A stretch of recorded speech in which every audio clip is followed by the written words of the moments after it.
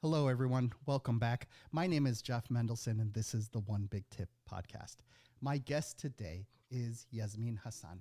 Yasmeen is an Emmy-award-winning news anchor and co-founder of HCue Consulting. With her wealth of experience covering major events and engaging with Fortune 500 companies and government agencies, Yasmeen's tailor-made strategies utilize AI software to help businesses and individuals improve their corporate presentations, panel discussions, and keynote speeches. She's a firm believer in inclusive practices that empower all voices and is passionate about helping people write and edit their stories to make a lasting impact. Her extensive experience covering major events gives her a unique perspective on storytelling and communication. So I'm really excited to have Yasmeen on the show today. Thank you so much for joining me, and welcome. It's a pleasure. I'm so excited. Yasmeen, tell us a little bit about who you are and what makes you so amazing. Ooh. Thank you. I started my career as a producer working behind the scenes. I started in Phoenix, Arizona, and moved around, and then eventually went from behind the camera to in front of the camera, reporting and being a news anchor. I lived and worked in Eastern Washington, Las Vegas, Nevada, Chicago. The CBS station there was most recently, and then the pandemic hit. And I think a lot of us started reassessing our lives and our priorities. And I as much as I love news, to this day I love news, but if you are on the morning show, that means you are going to sleep at 6 p.m., you're waking up at 2 a.m., and the news is on every day. So I missed a lot of weddings and birthdays and Thanksgivings. So I started talking to one of my former co-anchors, and we thought, how can we take the skills that we've learned in the news world, storytelling, interviewing, presenting, and apply them to the business world? So that's how we started HCue Consulting, and we're helping people with their presentation skills and all of that. So it's been fun. One of the things I admire about news anchors and those reporters that stand out in the rain with the big mic in front of them, is how effective they are with thinking on their feet. Right? Sometimes it feels a little scripted, but there really is like a lot of training that goes into it. Right? It's there is a lot of, I would say, improvisation going on, but at the same time, you also have to convey like the news, the story with a lot of conviction so that people will actually believe you, right? Without getting too political in this, in this part of the program, you want people to understand that this is the news, these are the facts, and this is what happened, right? Which is really no different from when you're giving a presentation to shareholders or to other stakeholders and project managers and whoever that are in your business. Tell us a little bit about what you do in order to convey and to work on that confidence so that people will actually not only pay attention to you, but also believe what it is that you're saying is, the truth as you have researched it. Sure. I mean, what you said is exactly right. There is some improv. We actually, a lot of the anchors were encouraged to take improv classes to build off of each other as far as thinking on your feet. There is, of course, a lot of that. And there's that confidence that comes with faking it until you make it, quite frankly. And there's also a lot of that imposter syndrome, right? I think everyone suffers from that to some degree, whether we like to admit it or not. But when it comes to being able to present well, I know this is going to sound corny, but I believe this so much, that Maya Angelou quote of people will remember how you made them feel over the facts. And that is one of the big things that I like to tell people. If you're enthusiastic about something, be enthusiastic about it. Even if that means you're so excited and you stumble a few times, your enthusiasm for the topic, for your work, that is what's going to connect with people. So I'm always a really big proponent of, maybe get some bullet points and don't worry about saying an exact script word for word. Speak about what you know, what the most important thing is, and don't get caught up in the details, because people can follow up if you miss a number, if you miss a date. But what's the main thing that you want people to take away from your presentation?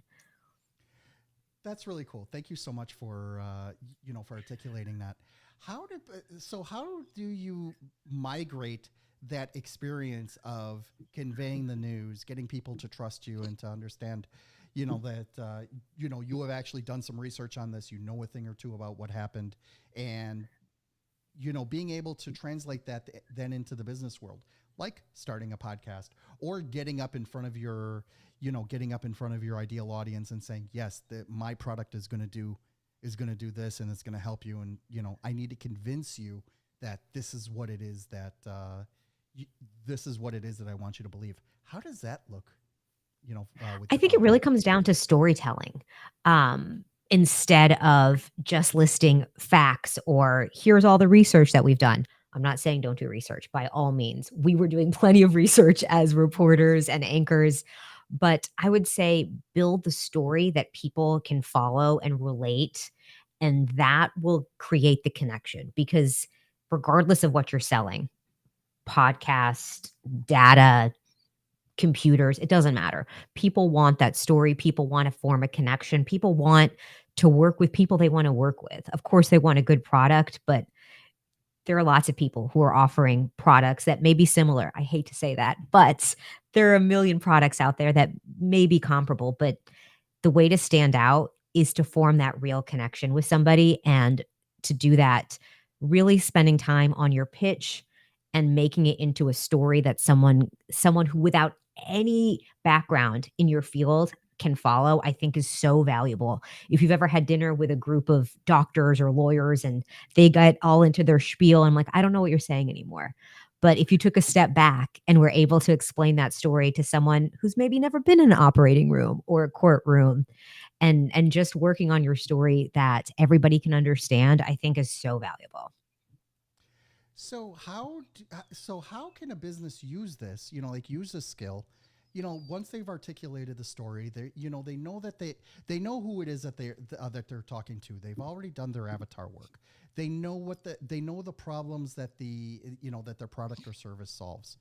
The next step is to get it out into the world, right? But sometimes that can be like, it can be an expensive proposition, right? If you're in a highly competitive field, just the online ads for that, can be astronomical, right? But sometimes you don't necessarily want to just, here, let me throw $10,000 to Google and see what happens, right? You really want more people to see it, and you don't want to pay too much for it, right? So that is called earned media, right? Where you actually earn the media that actually happens, that you actually go out there and, make things happen so that, you know, so that people who are reporting on the news can actually use it, can bite on it and, and present it. How does that work? And, like, what are some of the things that people can do to, to get that for themselves as opposed to hiring agencies or, hiring, a newscaster like yourself in order to go out and tell the story for them? I mean, you're the expert in your field, and you have no idea how much reporters are looking for people like you. It just depends, or it just comes down to you being able to reach out to the reporter and let them know how you're able to add value. And it doesn't necessarily need to be in your exact wheelhouse. So, for example, everyone was talking about Kanye West possibly being dropped from Adidas. I think this was a couple of months ago, full disclosure. But I was speaking to a lawyer when all of that was happening, just happened to be out having lunch. And I was saying every reporter is trying to figure out what's happening behind the scenes at Adidas. If you're able to provide some context, and I know you're not at Adidas. The reporter knows you're not at Adidas. That's not really what it comes down to. What the news is looking for is someone who's able to break it down at that fundamental level. Listen, you signed a spokesperson, it's a contract, but here are the possible things that are being discussed behind the scenes. So, a way to get that earned media is to keep in tune with what's happening in the news daily. What is everyone talking about? Is it the indictment that just came down? Is it new layoffs happening at X company? What is everyone talking about, and how can I localize it or hyper focus in my industry to provide value? And again, you don't need to know the ins and outs of any case. the average news broadcast reporter is writing and speaking at a 6th grade level. And I really like, I know that sometimes people laugh when I say that, but it's because people are just quite frankly not sitting down and watching Walter Cronkite at 5 p.m. They have the news on while the toast is burning, the kids are running around. They've got 40 things going on all at once. So they're only hearing bits and pieces. So really all you need to do is make those light connections and add value in that way. What I find intensely interesting about this, I'm glad you brought up the Walter Cronkite quote, because, it used to be, and I really don't want to date myself here, it used to be that, people would sit down at 5:30 in the afternoon, watch a half an hour of news and be like, okay, fair enough. That's what happened, and then go about their business, right? We don't have that anymore. Now we Right. have commentators, we have opinions, we got all kinds of stuff going on. Again, don't want to get too political here. That's not my, that's not the focus of this show. But what it does talk about and what it does speak to is the fact that now we have a plethora of divergent opinions. Some would even go as far as to say alternative facts, right? Which can be, which can be beneficial, or they can be detrimental to the conversation, right? Wherever you sit for on your example of the Kanye West, thing that's going on, some people support it. Other people are like, get this guy out of here, right? Now, for a business, you generally want to avoid the controversy, right? You don't want to be there taking a position and then finding out you are on the wrong side of that position. How do you help companies then figure out, like, hey, maybe you should slow down on this or speed up on that, on that particular, on that particular thread, and use it to their advantage? Sure. I think that there were times where people could just sit back and not get involved in things. Lots of people were turning their Instagram profiles black, and companies were doing that, and then they were like, well, some companies were saying we don't want to get political, we don't want to get involved. But I think in this day and age, not getting involved is making a statement. So I would say when it comes to a big national story, when other companies are getting involved, I don't know if companies really have the luxury of doing nothing at this point. That being said, I think there is a way to get earned media without taking an opinion, say on the Kanye West thing, and just breaking down the facts. In the same way a reporter is able to just break down the facts. Here's what happened. Here's what could be happening potentially, instead of he needs to be fired or he needs to be reinstated. So I think that there are ways to get your earned media. Is it a paid ad? It's basically a free ad out there. You're able to talk about your company, show your expertise, and really provide value to the community, because the community wants to know these things. And you're the one who can break it down into that simple, fundamental level. So I think you're the expert that people really want, and just being able to harness that. But as far as really big social issues and things that are happening now, I would say if it's something that's gaining national attention, I don't know how many companies have the the ability to just sit back and do nothing. Because I think that now that makes a bigger or as big of a statement as getting involved. One of the interesting things I find about that, so first of all, I agree with you. Not doing or saying anything can also be your statement, Right. right? And that can also hurt you or help you depending on what side of that statement you're on. But then how do you choose, like, what? So I guess what I'm getting at here is that maybe your company, let's say for example, like you have a digital marketing company, and you don't necessarily need to be commenting on on some of these bigger issues unless they directly affect you. So going along the digital marketing thread, data privacy, right? So you want to make sure that you are doing as a company what is best for your clients, for your constituents. But then you want to get out there and actually talk about some of these things that you are passionate about. What steps do you take to protect your clients' privacy? Things like that, right? So what would be some of the ways that a company could sort of use some of those hot button issues in order to make their case, even if it's bringing some ancillary attraction to them? What does that look like? Sure. I mean, as much as the media is looking for someone to break down the topics at that reporter just factual level, you're also looking for someone on the pro side and the con side, right? Like you want to have a fair and balanced newscast. I always tell people I've been in news again back to dating us 17 years, and not once has anyone ever told me how the story should go or told me, oh, we need to make it look this way.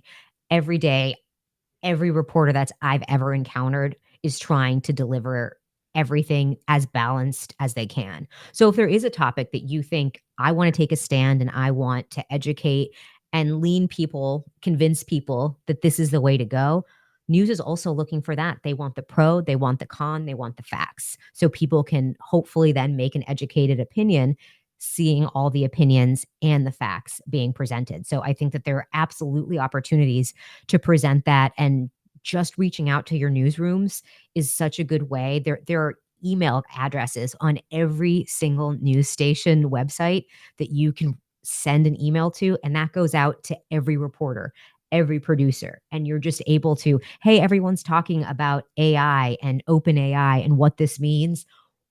I have an expert who's working in technology and they can break down how great it is, or I can have a tech expert who can break down all the dangers of what this could potentially mean and how to protect yourself. And the reporter wants both of those people. So there's opportunities to really take advantage regardless of where you are on that spectrum. I love it. Thank you so much for articulating that. I was wondering if you could walk us through a case study that your company has gone through, where they came to you with a sticky problem. They need to be able to, to start up this earned media campaign. How did you help them, and what was the net result for that? Sure. Um,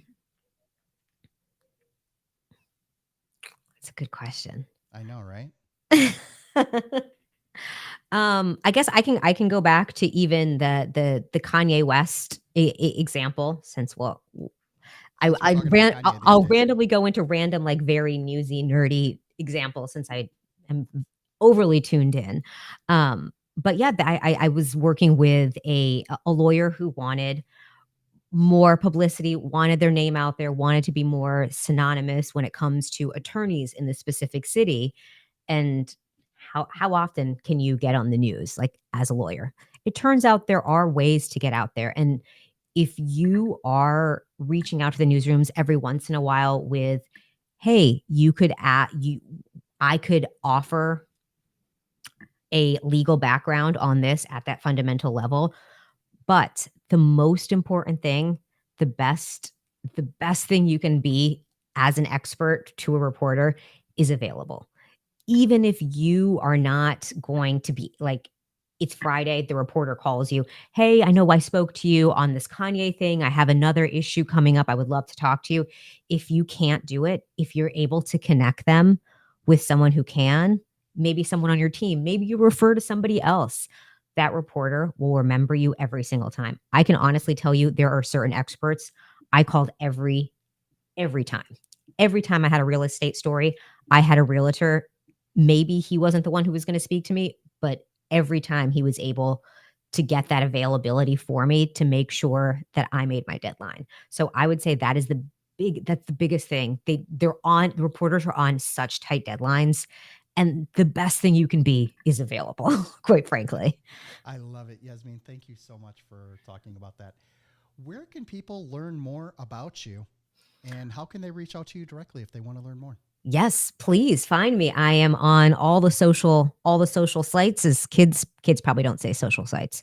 Anyway, I am on LinkedIn and Twitter and Facebook, Yasmeen, Yasmeen. Also, my company, mine and my business partner's company is HCue. That is HCUE LLC.com. So please reach out, even if it's just to network, even if it's just to say hi. We're all about just adding value and connecting with people, and just happy to be in the space. I love it. Yasmeen, thank you for joining me today. It's been a lot of fun. I It love talking about has. this stuff, and I really appreciate you breaking down these concepts for us. Thank you so